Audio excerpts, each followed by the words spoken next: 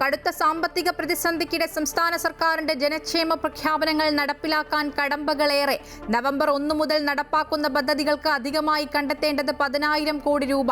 Plan fund വെട്ടിക്കുറയ്ക്കുന്നതുൾപ്പെടെയുള്ള മാർഗങ്ങൾ തേടി സർക്കാർ. പ്രഖ്യാപനങ്ങൾ തെരഞ്ഞെടുപ്പ് മുന്നിൽ കണ്ട് ജനങ്ങളുടെ കണ്ണിൽ പൊടിയിടാനും ജാള്യത മറയ്ക്കാനുമുള്ള തന്ത്രമെന്ന് കോൺഗ്രസ്. തെരഞ്ഞെടുപ്പ് മുന്നിൽ കണ്ടുകൊണ്ടുള്ള വർധനയാണ് എന്നും മനസ്സിലാക്കാനുള്ള സാമാന്യ ബുദ്ധി കേരളത്തിലെ ജനങ്ങൾക്കുണ്ട്.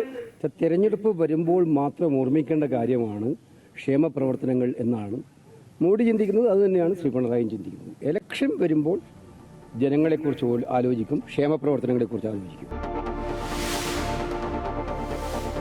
PM ശ്രീയിൽ നിന്ന് പിന്മാറാൻ സർക്കാർ നേരിടേണ്ടത് സങ്കീർണ നടപടികൾ. കേരളം ഏകപക്ഷീയ നിലപാടെടുത്താൽ നിയമ പോരാട്ടത്തിലേക്ക് നീണ്ടേക്കും. പുതിയ നിലപാട് CPIയെ കബളിപ്പിക്കാനെന്ന് VD സതീശൻ. പിന്മാറ്റം സർക്കാർ സ്കൂളുകളെ തകർക്കുമെന്ന് കേന്ദ്രമന്ത്രി ജോർജ് കുര്യൻ. വിവേകപൂർവ്വമുള്ള തിരുത്തലെന്ന് സമസ്ത. റിപ്പോർട്ടർ TVക്കെതിരെ മാനനഷ്ടക്കേസ് നൽകി BJP സംസ്ഥാന അധ്യക്ഷൻ രാജീവ് ചന്ദ്രശേഖർ.